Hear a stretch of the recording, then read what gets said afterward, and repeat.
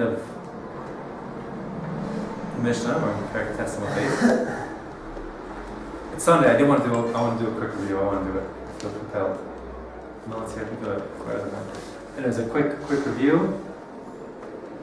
The base reminds us of a bias. The simon is Ani in the house eating his bread itself, salt and bread, with a coin on the shoulder, saying Kriya Shema in the house. That's right. To remind us, the Ani is reminding us we try to square away the time of the Bryce of the Ani's starting time versus the Kohen's starting time. And the Kohen is because the Mishnah stuff based on Aleph, but for the time to say Good. Gimel is three camels in a ruin. One of them has a dove and lion. Good. One has Eliyahu. Good. The other one has David Melech. Good. So what is the ruin there to remind us of? The ruin is the three reasons for not going into a ruin. One of them was not in order. One was that if you go with a woman or something, you might be perceived as having, bad. The fear that you're going to meet a woman there. Or you made a rendezvous spot. You go alone. Yeah. And there's also the fear that there'll be demons. Yeah. And there's also the fear that the ruin will come down on your head. Right. Very good. Very good. So very good. So the camel's carrying a lion and a dove. What was that about? The lion and the dove? The lion is Hashem roars out, and later speaks as a dove. Right. 3 times a night, Hashem roars over the Mesechta Brachos. Very good. And later on, when Rabbi Yossi met Eliyahu Navi, Rabbi Yossi told Eliyahu Navi that he heard Hashem roaring, like not roaring, but cooing like a dove. The same thing. Second was Eliyahu Navi. That was the story there. Eliyahu Navi met Rabbi Yossi. And the third is David Melech. What's David Melech doing on Daf Gimel? The three watches. The three watches, and he gets up early to learn, and he has the lyre set up as a kind of alarm clock. That's right. He gets the dispute whether he gets up at the end of the second watch or in the middle of the second watch. Right. Everyone agrees he gets up at midnight. The pasuk says he gets up at Chatzos Laila Akum Hodos. They get up at midnight to praise you, but the question is how to reconcile with there are 2 watches on each side, like 3 watches total or 4 watches total. Then is midnight in the middle of. It says he gets up 1 full watch before the king, so it's 2 watches. Ashmur Ros. 2 watches. 2 watches. That's right. And it's a question whether he gets up. They get up 2 hours after the end of the second watch or at the end of the third watch.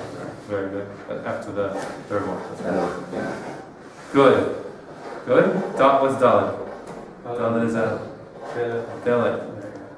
Between the Gula and the Kaisel. Right. Gula to the Kaisel and some of the Gula, some. Right. Exactly. Some Gula Tefillah. It's a yes. And on top of it is David Melech, the Hasidic God, because he's among other associates. Right. What was the Hasidus of David? You remember? That he's basic, He's also basic and always he's right. So one shot was that exactly his passing for the women to inquire Isha Labala. It was his hands. All other kings have their cocktail parties, but my hands are filthy with blood and miscarriages. Shvir and Shilia, you have afterbirth miscarriages to give him the Tarish Labala. Or the other thing is he got up early at night, early in the middle of the night, whatever. Unlike regular kings who got up in the morning. Right. The Somach Gula Tefillah again, it's not the Sugya, just to speak it out for a second. There will be a Sugya later on, the mitzvah being Somach Gula Tefillah, more. Here was just, the issue really was more central to the point. Here's how it played out, if you want to recall. Let me think for a second. We said in Kriya Shema that a person should, Chazal said that a person, we had the Kedila Harchikas Adam in Avera. People should be kept from doing Averas and say Kriya Shema right away, not wait and let miss the deadline. So we were afraid people would come home from work and say, Ochel Kima ve'eshte Kima, I'll just have a little snack, I'll take a little drink, Esh and Kima take a little nap, and then I'll get up and say Kriya Shema, and then the problem is the guy just falls asleep until the morning and he misses his chance.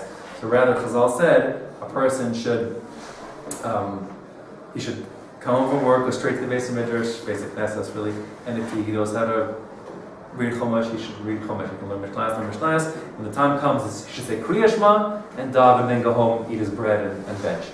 So the Gemara said, "Oh, boy, it's not true." The Gemara said, at the end of the Bryce there said, and if he doesn't do that, he's like Chayav Misa. And then the Gemara asked, why Chayav Misa? Why not the Rabbi's Chayav Misa here, not other places? So the Gemara said two possibilities. Either because Ona Shena, like the chance of you falling asleep is so great, it's like you're like playing with fire, you're triggering the Kriya Shema. It's a no-brainer, you're not going to make it if you and therefore they put their foot down. Or the other pshat was to tell you the severity of Kriya Shema, the Mariv, the third tefillah of the day, the nighttime tefillah, let's call it, is obligatory. It's not rishos. They put their foot down. But that's the machlokes we'll see later on. Right. Then the Gemara says, like once we're onto that, you can bring from Raya from this brisa, because it says the brisa said that guys should come home, not go home and eat, but go home straight to the basic Knesset and learn if you can learn, and then you should say Kriya Shema and daven before going home. So they say, you see, it's a proof to Rav Yochanan Shita that you should say Kriya Shema prior to davening, because you need to Huza ben Olam Haba to Rav Yochanan. This is like the point of the sin, the fine point. Is what I mean. That we said what's Somach Gula Tefillah. He said who Rav Yochanan said Huza ben Olam Haba, someone who's Somach Gula Tefillah in Arvit, and you have a proof. He said that means if you're Somach Gula Tefillah, it means you said brachas of Kriya Shema before Shemona Esrei, which we're used to. Rav Yochanan said that's the way to do it. And Rav Shua ben Levi said, oh no, he said, Kriya Shema like bookends your day. The first thing you do in the morning, so to speak, the last thing you do at night, and then the three davening in the middle of the day. And therefore, if you do Kriya Shema after Shemona Esrei, you wouldn't be Somach Gula Tefillah, because you wouldn't mention the bracha of Gal Yisrael prior to Shemona Esrei, because it's a bracha of Kriya Shema which would come afterwards. And then the Gemara said, well, they're not agree. They either to come full circle to our daf test, the argument is either on a svara that Rav Shua Levi said that the nighttime gula was nothing. Gula from Mitzrayim happened in the morning, and we had that in our daf test here because they were free to go in the nighttime, but they actually didn't leave till the morning. So he says redemption happened in the morning, and because of that, there's no reason to mention the gula at night. And Rabbi Yochanan said no. Like, they were free at night. It wasn't like the full-blown Gula Maliyasa, like a perfect Gula, because they were still in Egypt. But they were redeemed enough that it's worthwhile mentioning the Gula even at night. That was the story. Yeah. You remind me, that you said it's Chayav Misa, but it's just a Sheval Pasik. What's the Gemara's question? The most question, what's the big... Come on, like, chill out already. Like, Misa is pretty severe. So it says... It's well, the rabbis... The way I understand it, I hope it's true, that it's for rhetorical effect. That's how I understand it. I hope that's true. In other words, because the Gemara says, whoa, like all of a sudden here, because the Lashon was if you ignore the rabbis, then you're Chayav Misa. Right. The Gemara says, all of a sudden here, it's the thousands of Durbanans, why over here, and this Durban is if you don't listen, you're Chayav Misa. I mean, if you're going to say it. So, here's what it says. V'chol overall divrei chachamim chayav misa. That's the end of the brisa. So the Gemara picks up and says, "Ma'ishna v'chol duchta d'loy tani chayav misa." How come everywhere else never mentions this misa business? And u'ma'ishna achad d'tani chayav misa. But here it does say, "Iboy say," but some say mishum ika ona shena. Some people say because you're really likely to fall asleep. And ika da'amri. Some say no, it's because.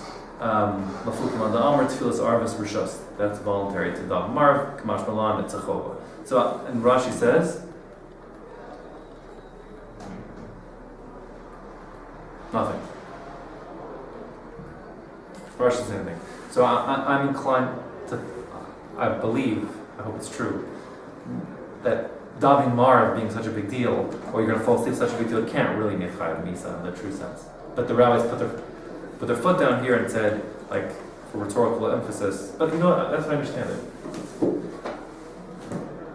You understand what I'm saying? That what's bothering you, what's bothering me is like, rabbis supposed to mean what they say. So like,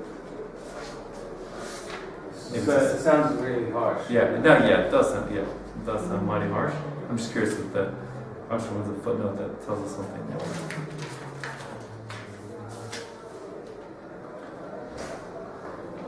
Look, there's a lot to say. Whoa, they have 2 columns. 2 columns. Obviously, they were bothered by it as much as you. So right away, they bring the famous pasuk from Koheles, which is "Uforet together yishakenu nachash." If you break down the walls, the snake's going to bite you. Break down the walls. Possibly what it means is what it can lead to. Like if you maybe constantly negligence in that area, you're gonna hit a downward slope maybe. Maybe.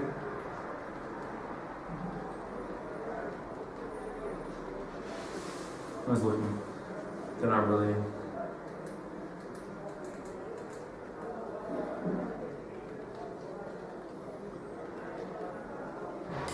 I don't know. They don't attack the issue head on. Maybe because I don't know. I can speculate on that also.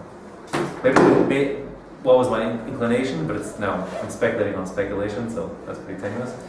But perhaps they understand it like me, but they don't want to write it in print. Remember, I'm serious. I'm serious. Don't laugh. Like to say the rabbis don't mean what they say is like a. Why would they want to print? To say the rabbis don't mean what they say? Well, because that's its own problem. Especially if But unless there's a reason there. Yeah, but if they could point to a Rajva and say the Rajva said they don't mean it, then of course. That's what I was looking for. I was looking for them to quote so and so to say it's rhetorical for rhetorical. I mean, rhetorical doesn't mean the question should be answered. It means for rhetorical effect, right? That it's meant to put an exclamation mark. We mean this. We mean it. Don't even mess around with us. Don't go because they saw it's a disaster. If you try to go home first and then tomorrow. But they didn't say. They didn't address it unless they said right in the text. So they give basically no. He deserves to die for having breached rabbinic injunction. Oh, 1 second. Hold on a second.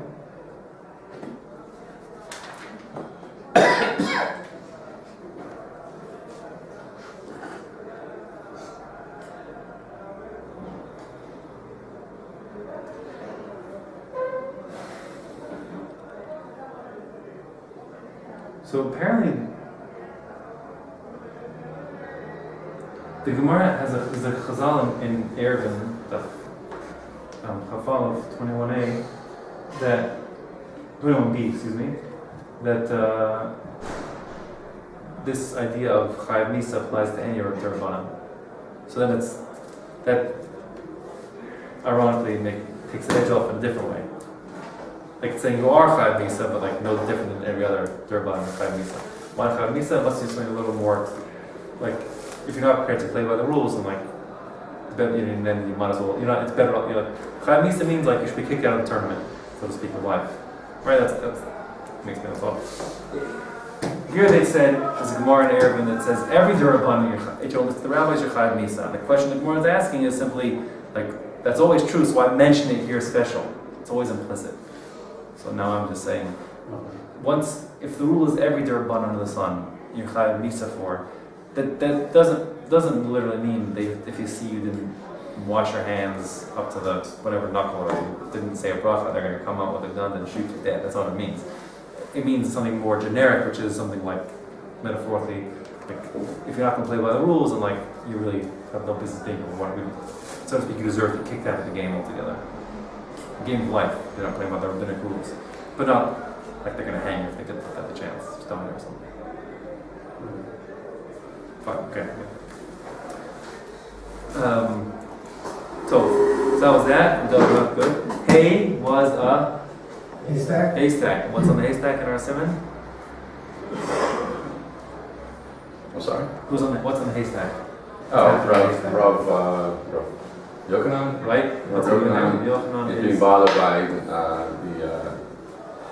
the hay sticking him as nazikim, right. bothering him. But it's this is the affliction of law. Right. Okay. So the mnemonic that our catchphrase is Rav Yochanan Rav Yochanan saying Kriya Shema Alamita haystack, but suffering from the needle sticking out. Period. Because that's referencing that we're getting into the topic of Rav Yochanan, many stories about him, and we're following up on the idea of Kriya Shema Alamita, chasing away suffering, and hence the suffering part. So like that's the connection there. So good. Yeah, many stories there. We had Rabbi Yochanan, and suffering and love because he was a tzaddik, etc. Rosh Hashanah. From the Tay, the vav is a stick. So the stories of Zera waving the stick, running with the stick behind the base classes to chase away the mazikin who were trying to dig up Hashem's tefillin, because that's where Hashem is to be found. A reference to Zera running he's the one who said, I used to see those rabbis running on Shabbos, and I said, they're being Mechal Shabbos, until I found out for mitzvah you should run even on Shabbos. Waving the stick to chase away the mazikin, because you had the part there about the mazikin, how you can see them, their footprints, and all that kind of business. Behind the base Knesset, we have this issue about you shouldn't daven behind the base Knesset facing the wrong direction. That's where they're Eliyahu Navi, whatever, and the guy lost his head. And Hashem wears tefillin, the bottom of the Aleph, and what Hashem wears Hashem's tefillin. And finally, where Hashem can be found, because that's many things in the daf. That 10, 3, 2, 1, Hashem can be found, and Hashem you should daven in the base Knesset, and Makom Mina, and Alas Kel, and Makom, and the basic issue of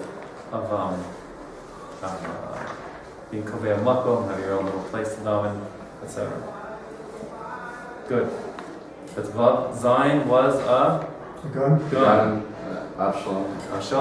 Pointing a gun Pointing a gun. at his father David Melech. Right. In a moment of anger, shouting names, calling him names. Right.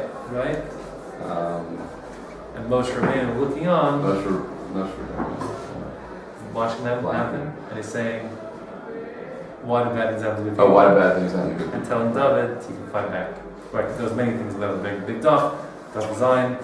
We had a story of Avshalom and David having to flee from Avshalom, and that story there started out by saying Tarbos Ra, I think Kiddush Derech is worse than Magog.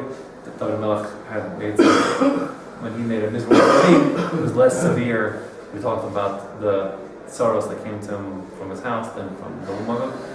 And then the story was Avshalom putting down with him in the Kaddish Kodashim, because we had a story in the beginning of the Amud of Dav Zayin there that Rabbi Shmuel ben Elisha met Hashem there, and Hashem said, bless me in the Kaddish Kodashim, and you shouldn't take Birkas Hedi lightly.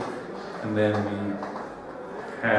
he was at his moment of anger. So in the Gemara we had Hashem having a moment of anger, and that was the moment. It was lasted for Rega, however long that was. It never happened in Bilam's time, and Rishon and Levi wanted to try it out, and saw the chicken standing on one foot and to blast his neighbor with Stuki. That whole story there. And calling him all sorts of names, because we have the issue of names, Shema Garam, that name is portentous and positive. We had people's names. We had first Hashem was Reuven, exactly Reuven. First the story went, the narrative went that first we said no one called Hashem by the name Adom until Avram. What happened? I'm sorry, I didn't mean to interrupt you. John has a book on the. How do you say? No, I've always seen their calls. Which names are good and what are not. Okay. Yes, I was reminding him that he was going to bring it up. Oh, I see. So that's based on this story here. So there we first had Adon from Avram, then we had Leah calling Yehuda, because she's the first to thank Hashem, Huda. She was the first one. She was the first one to do Huda, exactly right. Then we had Reuven, look how her son's different than her father-in-law's son. And then we had Rus, because David came from her, and Saded, Rebaya, exactly. Fine, good, that was a name. He did a thing with the gematria of Ruth. Right, someone said that Rus was gematria 606, because that was short, the 7 that she already had, to 613. Yeah, exactly, that was Don's. Exactly. So that was names, and then we had... What did you say her original name was? Oh, well, many say it was Rus, it didn't change. Oh. But there was a thing that her original name was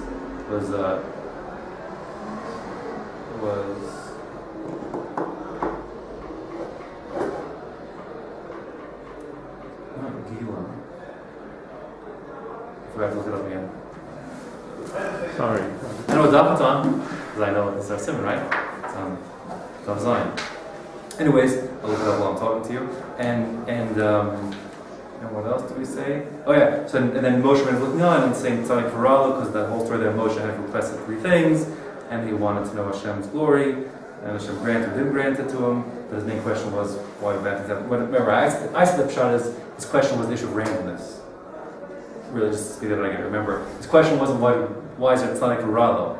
Because I think Moshe Rabbeinu would have said Hashem can do what he wants. It's that the question, the structure of the question was, why is there Tzadik V'Ralo and Tzadik V'Tovlo, Rosh V'Ralo, Rosh V'Tovlo? It seems like the whole thing was just random. And that's going on, the Bilam story from before and so on, this issue of randomness, like that was and Hashem's moment of anger is like introduced this like random, variable into the creation of Hashem, whatever. So that was Moshe Rabbeinu's question, why does it happen? And then we said Hashem granted him these 2 things, maybe 3 things, and whether it was a good thing, bad thing, he would look at the snag, at the burning bush. And finally, on the other Daf Zion on the base, we had this question of if it's mutali garos, are you allowed to fight with Rishayim? And we said yes, you are. But then we qualified it, well, not if it's in their shaf matzchekas lo, if it's their lucky streak, or if depends if it's your personal problem or a heavenly problem, or if you're tzaddik or you're a better guy than him, not really a tzaddik gomor. We have those different qualifications. In any case, that was the point there. Good. Let me just come 1 second. Her name, Rus. Originally, her name was.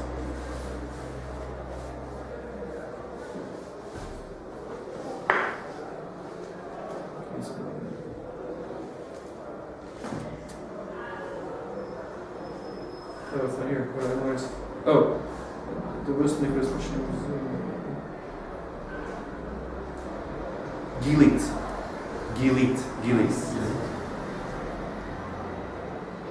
Gimel, Yud, Amud, Yud, Ta. Gilit. That's Midian. Where is she? Yeah. Moabite name? She's Moab. She's a Moabite. Moabite. But Gilit, well, I guess, I don't know what that means. In Hebrew, I don't even know what it means. I'm not sure. Gila comes from that word. Gila is to rejoice. I don't know exactly what the... If it means that, or if it means some Moabi word, or I don't know. I think in modern Hebrew, the name Galit is very common. Galit means like a little wave. A gal is a wave. Okay, that's that. And hey, Ches, the last stuff we're going so far with the simon. Chet, our mnemonic was, you have a picture? Chanukah, Chet is Chanukah. The 3 Chanukahs holding up chuppah that was 4x4, under which discovers his wife Reading. learning learning what? Learning the specific. Korea. That's right. Yeah. It's to remind us of that Hashem only has Arba Avos of Halacha, that's what to tell us, and Shnai Mikveh Targum mitzvah, Reish Behei, and but there's a 3rd thing. Oh, and he finds his wife, the matzah motza business. the matzah, Yeah, you should daven to find at any time of need, maybe a wife, maybe a place for burial, but the rabbis like most of the place to go to the bathroom when you need it. And there were a number of, and by the way, there's a hidden mnemonic if you remember, extra credit. The 3 instead of 4 Chanukiyot only up was because there were a whole bunch of statements there. 3s. Abaya, Rava, and Rabbi Eliezer, and Gamliel. It said there are 3 things they taught their sons, or 3 things that they like about the Persians, or whatever it is. All those things. Good. Okay, good. So now we're back here on Daf Test on the base, mnemonic. So the last thing we said on Thursday was. Yep. We had said this It was Wednesday, by the way. was Wednesday. Thank you. Correct. Wednesday. So I want to tell you something that someone had at Nachas. Someone called me. He's not here today. Marach called me on Wednesday afternoon and said, "Oh, he knows Pshat." So I pointed out to you that there's something strange in the Gemara. The Gemara said that the Jews had to be asked, please, that's the Gemara's focus there, to go borrow the Egyptians' gold and silver because they didn't want to do it. And this is what's a mashal? It's a mashal like when a person was in jail and they say, oh, tomorrow you work free, and they're going to give you, big parting gifts. And the guy says, forget the parting gifts, let me go today and I'll be happy. So, and I said, It wasn't a choice. Sorry? It wasn't a choice. Right, so I emphasize that when it says mashal, it's telling me when otherwise I understand, but I don't get it, because the mashal doesn't make sense to me exactly. Anyway, so Baruch said, he told me Pshat, I like it very much. He said, The name of his wife. like this, in the name of his wife, yeah. So yes, in the name of his wife, yeah. He said like this, that, when a person is under any sort of, any sort of predicaments, like in jail or whatever it is, a Jew and she with a person sick, whatever it is. So he says, nothing matters, just make it stop. I'll be happy with that. Whatever happens, just make it stop and I'll be happy. And that's how the Jews felt in Egypt. And that's how a person who's in prison feels. It's like, that doesn't matter how it's tomorrow, just let me out now and I'll be, and that's Dayenu. But the point is, it's not really Dayenu. When you're under severe duress, so you don't really think about long-term consequences, but if the Jews would have come out from Egypt and essentially been destitute without anything to wherewithal to do anything, so it's very nice they just let us out, but tomorrow they'd be starving and helpless in the desert and without any possibility or opportunity, and they'd be stuck. Like the guy gets out of jail. No shortage of people who get out of jail and they wiggle way back into jail because they don't have a way to reintegrate themselves. No plan. So that's how Baruch said in the name of his wife. The pshat was that the Jews were lacking foresight to see that they're going to have a life outside of Egypt and they need to have means to do it. And the mashal is saying that Hashem said, please do it, because I see that we need more than just getting free. We need to have wherewithal to achieve certain things. And therefore, the Jews are like, just forget it, just let us out. It doesn't matter. And Hashem says, no, we got to do things properly because we have a mission to do. So they thought the whole thing's ridiculous, just let me out. Who needs this extra stuff? Hashem took the long view and knew much more. That was his pshat. I liked it. I liked it very much. So, okay. They were supposed to be at a very high level of prophecy at that point, though. Were they? No, they were still in the 49th level of Tumah. They were disgusting. Oh. Right? They weren't good. When did they get that high level at Kriyas Yamsuf? I guess the big of what happened at Har Sinai. Correct. At Yam Suf they had a Hakara of Hashem that was written like Ezekiel Iman Bey, even better. Right. Yechezkel. And that was after 1 week. A week, that's after a week. I don't know if that was a one. I don't know. That's our opinion. I don't know if that lasted. If that stuck with them. I don't know. But in any case, but here the point is they were just. I don't know. I can't say what they were. But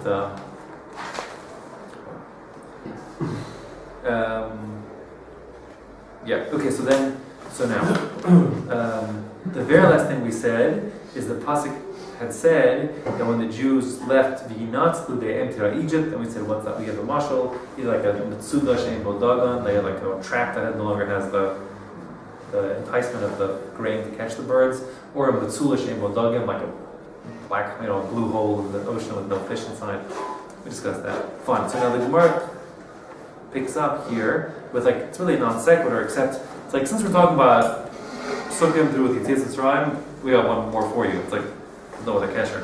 So the pasuk is a strange pasuk in Shmos before the Yitzhak Mitzrayim happens. At the very beginning, Hashem approaches Moshe, or Moshe approaches Hashem at the burning bush, and Moshe has a discussion with Hashem where Hashem says, "You're going in," and Moshe says, "No, not me," but eventually, yes, is him. So then Moshe says to Hashem, "Well, what am I supposed to tell these people?" And the pasuk is strange. The pasuk, I'm looking here, Shmos Gimel Yud Daled, pasuk Yud Daled. So it says, "V'yomer Elokim al Moshe." I guess let's go back. Yud Gimel. V'yomer. So pasuk Yud Gimel. V'yomer Moshe Elokim. So Moshe says to God, "Hine enochi va'al b'nei Yisrael." I'm going to go to them. V'amarti lahem. I'll say to them, "Elokei avoseichem shalchani leichem."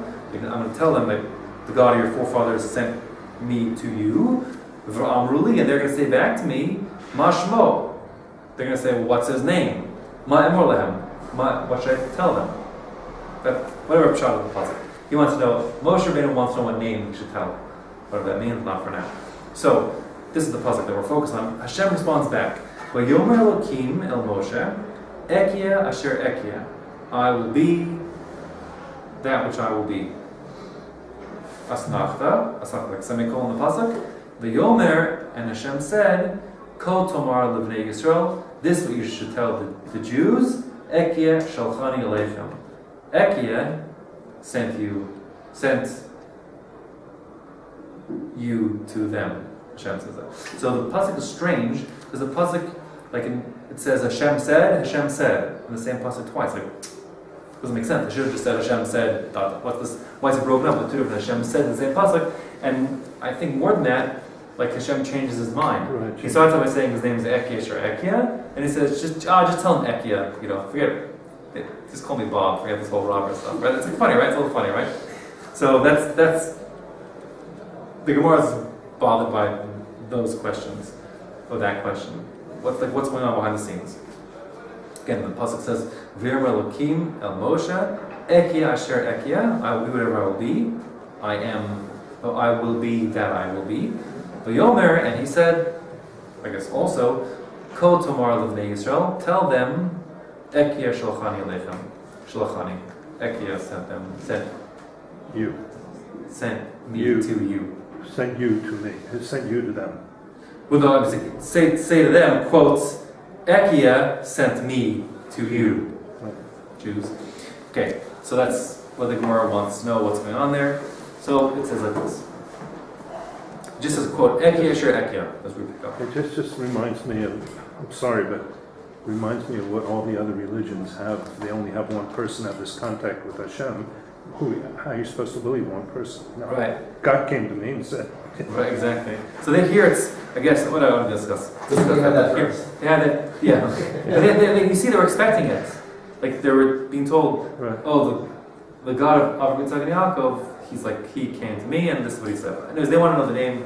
I can't discuss that one now. Just the technicality of the psukim here is relevant for the verse. So for the Gemara. So the Gemara says, Ekia asher Ekia. So the Gemara is it's like a midrash kind of. It's a Gata. Amalei Kadosh Baruch Hu Moshe, Lech. God says to Moshe, go and more lehem and tell them, Li Yisrael, Ani Hayisi Machem B'Shibud Zeh. I have been with you.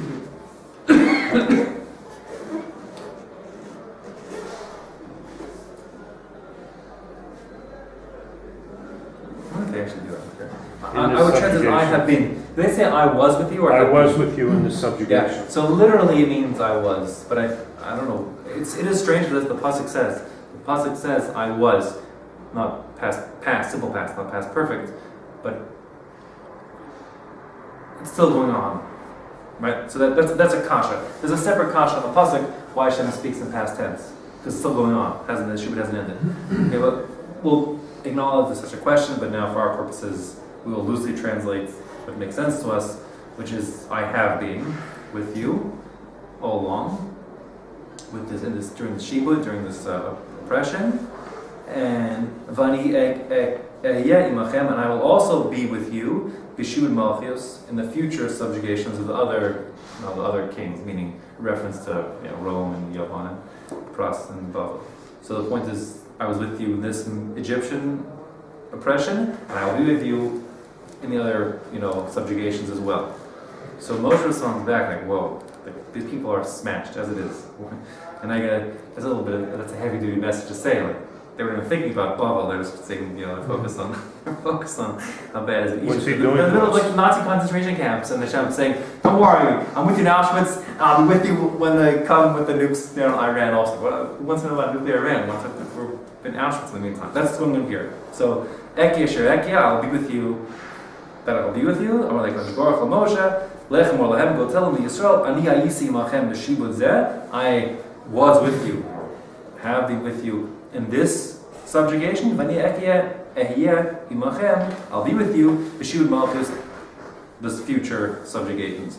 So So Moshe responds back. Rabbono Shalom. Listen, God. Daya l'tzara b'shata. It's enough to tell them about the current misery that they're in. We have to bring up other future miseries, was a little joke from Topo, we're chosen to suffer. What do you want? The message is good news. It's not horrible news. So, Amalei Kadosh Baruch Hu, so Hashem, so to speak, relents, and he says, "Fine, don't mention that part. Just say to them, Omer Lahem the Yisrael." Instead, Lech Omer Lahem Ekia Shalchan Elechem. I'm with you. I've been with you, so to speak. Send me to you. Funny. That sounds like a conversation you have with your wife. It's very funny. So that's what's going on. What the Amkus here, I think, is beyond us, because name Ekia. Hashem has 7 like Shemos She'en Chakim, like indelible names that it's an Isser Doraisa to destroy. Like you're afraid of a Gniza, you put stuff in a Gniza because you can't rub out Hashem's name or something. That applies to 7 names. Hashem has like 7 names.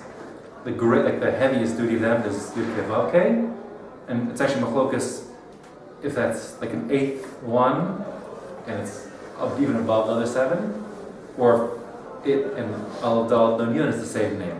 It's machlokas, it doesn't matter. Leaving that alone for a second. Besides Yud Kei Vav Kei, there are 7 more. If you count Avnos is separate.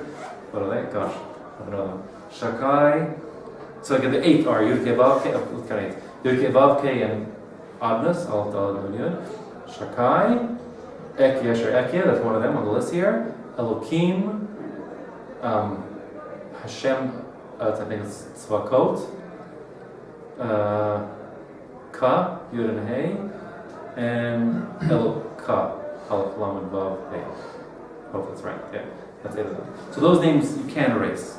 If there's a reference to God using the Aleph Lamed Vav Hey, or the Yud Hey, or the Shin Dalet Yud, or the Aleph whatever, you can erase those names. It needs to give these up. Anyways, this is one of Hashem's names. They all correspond to different things, and this is Ekia is one of those names. That's like keeping going Ekia, not Ehiyeh, because you can't say Hashem's name in vain. The word Ehiyeh means I will be. It's a simple word. But in as much as Hashem is existence, at least. So like the normal name Yud Kei Vav Kei references like Haya Ho Ve'i, like was, is, and will be. So this is the Ekia, like I will be, whatever I will be. And it corresponds, Al Pi Kabbalah, to particular parts of Hashem. It's all like it was very Kabbalistic, very fast. So like, let's just leave it all aside. Because it's beyond us here. It's also, I think that's the point, is that Hashem saying, like, I'm beyond you, and my name is... Right, so the Pashup Shot before this Kabbalistic stuff is simply, like, I think the Pashup Shot is, Moshe says, what should I tell him? And Hashem says, like, I am what I am. I'm not living, I will be what I will be. But it means, like, what do you want? What name do you want? I'm exists with a capital E, or whatever. I am this, I am is this. So that's what I am. But I think that's the Pashup Shot. But then there's a technicality, this is actually one of God's names. Like I will what I will be, what I will be is like I capital W, I am. It's my name. That happens to be Hashem's name, whatever that means. And so Hashem sort of says, okay, don't tell him the full name, tell him the abbreviated name. It's too much for him to handle. Okay, but the deeper shatim are going to be Kabbalistic in nature. But that's all the Gemara has to say. The Gemara says, like the Gemara is taking it on a much more superficial level. Maybe you can understand with depth, but it's just simply saying, if the question is, why does the pasuk say Vayomer Elokim twice, and Hashem changed his name from Ekia Asher Ekia to simply Ekia? Well, here we have what's called a midrash, which says it's because there was a dialogue, and Ekia Asher Ekia implies that Hashem will always be with us. It's called the aim. It's like no parts of it, doesn't matter, whatever. And Moshe Rabbeinu says, forget this always stuff. Just let's talk about here and now. It's enough for them. And Hashem says, fine, I'm here with you now. That's all. And then Gemara moves on. Beyond that, you go back to like there's plenty of this discussed in like Zohar and certainly in the Shum. No, what do I want? It's like.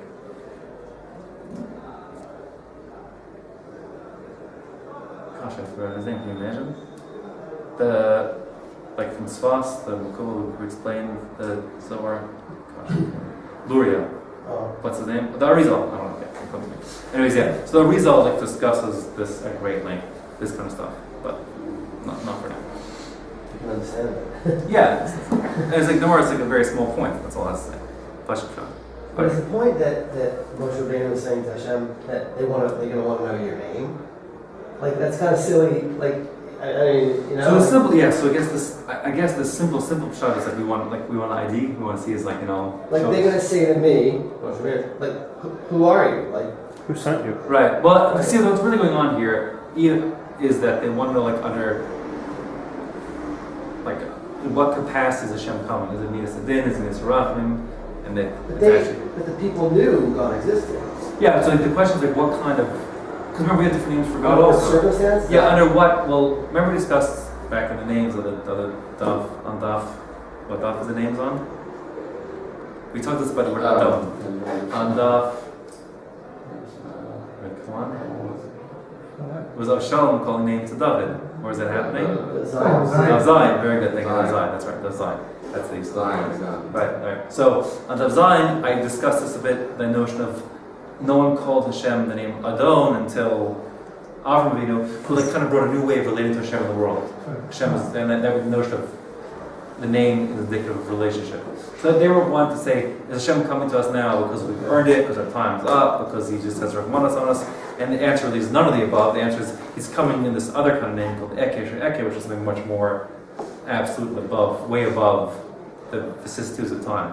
Hashem's not reacting to the current problems. In other words, because what's going on here, like the deeper issue here, is Hashem is like a mega plan to reveal Himself. Like Hashem created a universe that He should be revealed, and like this isn't about like you've had enough, I'm pulling you out. This is my master. The centerpiece of my master plan is to reveal that I'm above nature and I'm Hashem outside of space and time, and that the time for that has come. And the Eke, the Hashem, which is He is what He is now with you here, just as He's always going to be here. That's because that's the deeper shot here, right? The deeper shot is that this isn't just you happen to find yourself in Egypt and I'm getting you out because I have a plan. No. The point is, every step of the way, the Jews are being schlepped around the world through their history, our collective history. It's not just circumstantial. That Hashem is using this to be revealed as a big mega plan, as opposed to maybe other nations, other people, where like the mischief they their bechir, Hashem has to deal with it. This is something different. This is something much more central to the cosmic play. Did they recognize who Moshe was at that point because he was away for so many 60 years or whatever? I mean, his father was anybody still alive other than Aaron and Miriam? I mean, how did they relate to him at that point? I mean, here he comes out of the desert. I think they knew who he was. I think they knew who he was, right? They knew who he was. But he'd run away for 70 years because of the story there. I think they knew he was famous. I'm sure they knew the story. And they were sort of expecting redemption. I'm sure the oppressed people after generations of like keep this story alive. And then Midrash will talk about it. Right. So, but what to do with this lunatic who shows up after 7 years is, okay, I'm taking you guys out. Yeah, right. Hashem sent me. They're like, right. Yeah, right. Exactly. It's like they're actually going to Auschwitz saying, okay, the time's come, we're getting out of here now. And they're like, okay, we'd like to see some proof before we get overexcited here. That was going on. Yeah. So how does Shibud Malkius refer to oppressions that are going to happen in the future? That's what it literally means. Shibud means Subjugation. oppression, subjugation.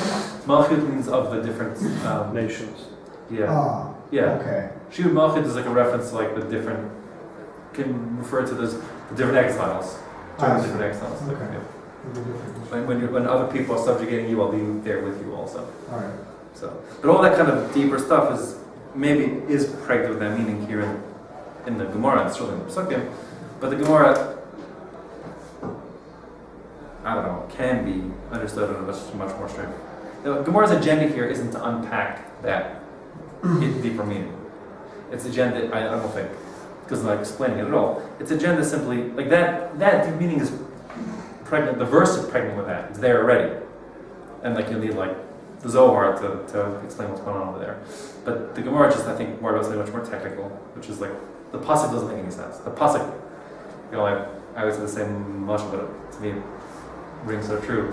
If you ever shoveled snow, you didn't shovel snow. You didn't shovel snow. I did. Yeah? Oh, you're from Belmar, I forgot. I was thinking of you from California. Right? It's like, when you're, not that I've shoveled snow so much, because like I grew up in San Diego. But anyways, Awesome. I've done it. But when you're pushing the snow shovel, and it's geschmack, it's like, and all of a sudden you hear a crack, like, and like, everything stops, So I think that's what's going on. The pasuk there's a crack in the snow plowing going on in the middle of this pasuk. Like, you read the pasuk, and all of a sudden it says, Hashem says, Ekia Sherekia, Hashem says, like, wait, we're in the middle of a sentence, like, why are you saying that again? So the Gemara is about that simple grammatical, hitch, and it's just saying, because it's actually there's a conversation, we're cutting out Moshe's piece in the middle, but as Hashem says, I'll be what I'll be. Moshe says, no, they don't want to hear that. He says, okay, so just tell him I'll be. You see, that's I'll be here with this one. Fine, good. Okay. Yeah, good. So now, it's like the Gemara's going from a super tangent as we wrap up the mission. This is the last piece before the end of before the mission's over. It says, speaking of like repetitive psukim, like eki or eki, like double language, if you will. So there's one more we want to discuss, says the Gemara, like it's not secular except for that. When Eliyahu Navi was in Har Carmel, so in his prayer, there was a big showdown there. The people had turned to Baal worship, which was like a local Phoenician deity, and this is an ongoing problem. And Eliyahu Navi says he's gonna bring them back, and he wanted to show that they're praying to nothing, that Hashem is really Hashem. So he says it's like 300 Baal priests. Okay, you guys see if you can make fire come down. You take up a cow and chop it up and see, pray for it to receive. And they did. And they tried all day and they yelled and screamed, but no fire came from heaven. And then Eliyahu Navi does the same thing, and he prays like, Hashem, please answer my prayer and accept this korban, because you'll have to do korban and a bama outside, so that the people will see that you're for real, and I'm your prophet, I'm your servant. So the pasuk says, Eliyahu and Navi says in the pasuk, Aneni Hashem Aneni, Hashem answer me. So the Gemara's question is, like, what's the double answering? What's the two requests? So they're going to say, we have two separate requests. As the Gemara says here inside, it says, Aneni Hashem Aneni, end quote. So we'll explain that pasuk. Amar Huvahu, Lama Amar Eliyahu Aneni Beis Pamim. Why did Eliyahu and Navi say, answer me twice? Malamed, to teach you, Sha'amar Eliyahu L'fnei Kadosh Baruch Hu, that Eliyahu and Navi said to Hashem, Ribono Shalom, Master of the universe, Aneni, first of all, answer me, Shetered Eish Min HaShamayim, that fire should come down from the sky, V'tochel Kol Asher Al HaMizbech, and consume all the meat on the altar. But second of all, Aneni, also answer me, Shetasiach Da'atam, they should, redirect their minds, Kadei, I don't know, this is tricky to translate. But anyways, Kadei Shelo Yomru Maaseh Keshafim. So they shouldn't say that I'm the one who did some crazy magic trick. Maaseh Keshafim means witchcraft. The point is that they shouldn't say, Eliyahu Navi just pulled like a David Copperfield on us, and it's not Hashem answering us, that he, set it up to be a magic trick. So don't let them be like, that their attitude be shifted. That's how I understand it. Their attitude be sufficiently shifted, because if you're committed to something, all the proof in the world doesn't really change your mind, because when someone's already committed to something, then he looks at evidence as being, you always can poo-poo the evidence and just say it must be lies or tricks, whatever the story is. Yeah. So that's the story here. That they're convinced, like they were believers in Baal worship, and he says, "No, I'm going to show you it's not true." And then and here's the proof: fire came down from heaven to accept my offering. So I guess the way I understand it is like they could say, "Oh, that's how he's got a great fire trick up his sleeve. Who knows how he did it?" But the point is that was really Hashem answering. So should see if that. I mean, let them like have a shift in attitude enough to be open to hear the real, just believe what they saw. Kadei Shelo Yomru, so they shouldn't say Maaseh Keshafim. They shouldn't accuse me of having just done a magic trick. Shnei Mar, as the pasuk says, Ata hasebosa el libam achronit. You, Hashem, turn their heart back, meaning towards you. Hashem, away from this idolatry. It worked for one day. Yeah, it worked exactly one day. Exactly right. That's how people are, unfortunately. So that's the end of that story. That's the end of the first Mishnah. Wow. There you go, yeah, 53 shir later. Okay, Baruch Hashem. I see the pace has ended up being whatever. It's good. It's good. It's all good. Good. Okay. Very good. So tomorrow, Bez Hashem, new Mishnah. Okay. I'm going to the barber. Nice.